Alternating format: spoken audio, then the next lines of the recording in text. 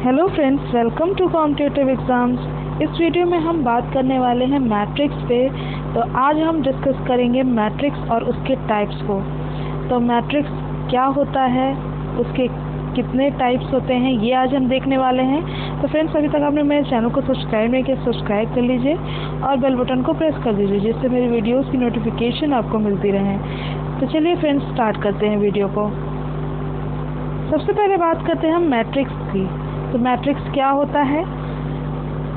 Matrix आपका arrangement of set of numbers होता है, ठीक है।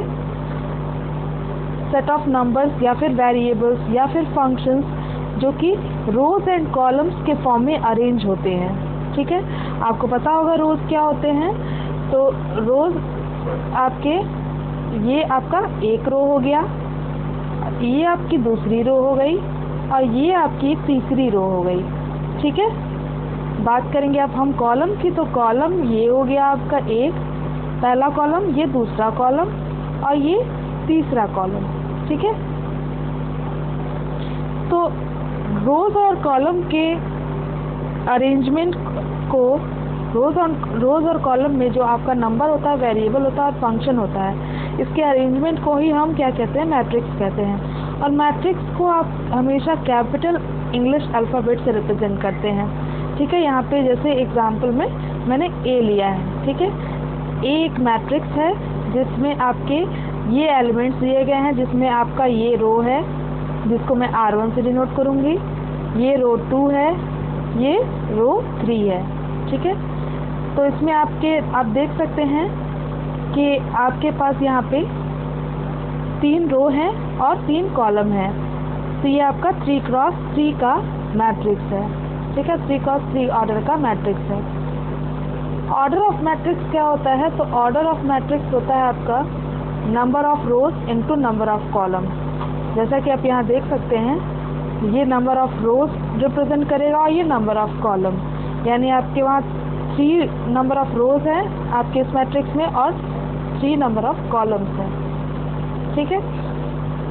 अब बात करते हैं हम टाइप्स ऑफ मैट्रिक्स की। तो मैट्रिक्स कितने टाइप के होते हैं? सबसे पहला आता है रो मैट्रिक्स। तो रो मैट्रिक्स हम किसको कहते हैं? अगर मैट्रिक्स में सिर्फ एक रो हो तो उसको हम रो मैट्रिक्स बोलते हैं। जैसे कि यहाँ पे है, ये आपको पता है ये रो आपका रिप्रेजेंट करता है और ये कॉलम रिप्रेजेंट करता है। तो एक रो है और 3 कॉलम है, ठीक है। आप देख सकते हैं एक ही रो है और कॉलम आपके 1, 2 और 3। ये आपका 1x3 का मैट्रिक्स है, ठीक है। तो ये आपका रो मैट्रिक्स है। रो मैट्रिक्स में सिर्फ एक रो होता है, इसलिए इसको रो मैट्रिक्स बोलते हैं। कॉलम मैट्रिक्स में आपका क्या होता है? सिर्फ एक कॉलम होता है, इसलिए इसको हम कॉलम मैट्रिक्स कहते हैं। कॉलम मैट्रिक्स में सिर्फ एक कॉलम होता है और एक कॉलम है। यहाँ पे आप देख सकते हैं इस एग्जांपल में एक कॉलम है और 3 रो है, ठीक है। तो ये आपका 3 रोज हैं और 1 कॉलम है, ठीक है।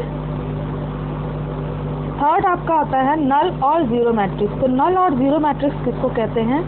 अगर मैट्रिक्स में सारे एलिमेंट्स 0 हो तो उसको हम जीरो या नल मैट्रिक्स कहते हैं, ठीक है। तो आपका ये फॉर एग्जांपल ये मैट्रिक्स ए है, इसमें सारे एलिमेंट्स आप देख सकते हैं, सारे एलिमेंट्स क्या हैं? 0 है। और ये आपका 2x2 का मैट्रिक्स है, यानी 2x2 ऑर्डर का मैट्रिक्स है, ठीक है। तो ये आपका जहाँ पे आपका मैट्रिक्स में सारे एलिमेंट 0 हो तो उसको हम कहेंगे नल या जीरो मैट्रिक्स कहेंगे। स्क्वायर मैट्रिक्स किसको कहते हैं? तो स्क्वायर मैट्रिक्स क्या होता है? जिसमें आपके नंबर ऑफ रोज और नंबर ऑफ कॉलम्स इक्वल होते हैं, उसको हम स्क्वायर मैट्रिक्स बोलते हैं। जैसे ये भी आपका स्क्वायर मैट्रिक्स है, यहाँ पे देखिए ये भी आपका क्या है? ये वाला स्क्वायर मैट्रिक्स है, 2x2, क्योंकि यहाँ पे रो भी 2 है और कॉलम भी 2 है, ठीक है। यहाँ पे इस एग्जांपल में, स्क्वायर मैट्रिक्स के एग्जांपल में, ये वाला ए आपका, ये भी आपका 2x2 का मैट्रिक्स है, यहाँ भी रो और कॉलम सेम है, तो ये एक स्क्वायर मैट्रिक्स है, ठीक है। अब डायगोनल मैट्रिक्स क्या होता है? कोई भी स्क्वायर मैट्रिक्स जिसमें डायगोनल एलिमेंट को, ये आपका डायगोनल होता है, डायगोनल एलिमेंट को छोड़ के बाकी सारे एलिमेंट्स अगर ज़ीरो हों तो वो क्या होती हैं, डायगोनल मैट्रिक्स कहलाती है। क्योंकि यहाँ पे आप देख सकते हैं डायगोनल को छोड़ के, इस वाले को छोड़ के ये वाला आपका ज़ीरो है और इधर नीचे वाला भी आपका ज़ीरो है। ठीक है, ये आपका 3x3 का है, तो यानी रो भी सेम है, रो भी 3 है और कॉलम भी 3 है। तो रो और कॉलम दोनों जहाँ बराबर होते हैं वो स्क्वायर मैट्रिक्स होता है।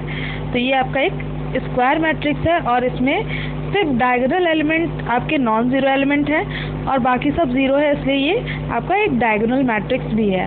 ठीक है, अब बात करेंगे हम स्केलर मैट्रिक्स की। तो स्केलर मैट्रिक्स क्या होती है, जहाँ पे ऐसा डायगोनल मैट्रिक्स जहाँ पे डायगोनल एलिमेंट सारे के सारे सेम हो, नॉन ज़ीरो तो हो ही, लेकिन यहाँ पे डायगोनल मैट्रिक्स में आपके नॉन ज़ीरो एलिमेंट अलग अलग होते हैं।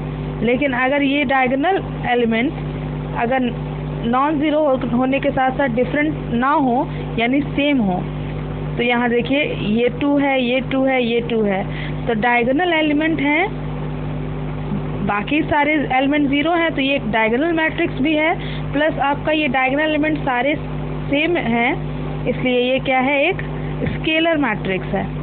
ठीक है, अब हम बात करेंगे यूनिट और आइडेंटिटी मैट्रिक्स की। यूनिट या फिर आइडेंटिटी मैट्रिक्स क्या होती है, जिसमें ऐसा डायगोनल मैट्रिक्स जिसमें सारे एलिमेंट सेम तो हो लेकिन वो सिर्फ 1 हो, यानी ऐसा डायगोनल मैट्रिक्स जिसमें डायगोनल एलिमेंट सिर्फ 1 हो, सारे के सारे 1 हो, तो वो क्या होती है, आपकी यूनिट और आइडेंटिटी मैट्रिक्स कहलाती है। ठीक है, अगर हम इसी को हम 3x3 के फॉर्म में देखें यूनिट मैट्रिक्स को या आइडेंटिटी मैट्रिक्स को, तो कैसे लिखेंगे, डायगोनल एलिमेंट हम 1 कर देंगे सबसे पहले और बाकी एलिमेंट्स को हम 0 लिख लेंगे।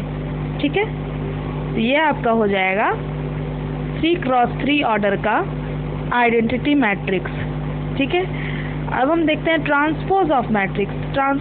ट्रांसपोज ऑफ मैट्रिक्स क्या कहलाती है, तो ट्रांसपोज ऑफ मैट्रिक्स हम कहते हैं जब हम रो को कॉलम में कन्वर्ट कर दें, यानी रो को कॉलम से चेंज कर दें और कॉलम को रो से इंटरचेंज कर दें, तो ये क्या कहलाएगी, आपकी ट्रांसपोज ऑफ मैट्रिक्स। और इसको हम A और T से या A' से रिप्रेजेंट करते हैं। ठीक है, जैसे कि मान लीजिए यहाँ पे ये आपका मैट्रिक्स है A, जिसमें आपके एलिमेंट्स दिए गए हैं, ये आपका एक रो है,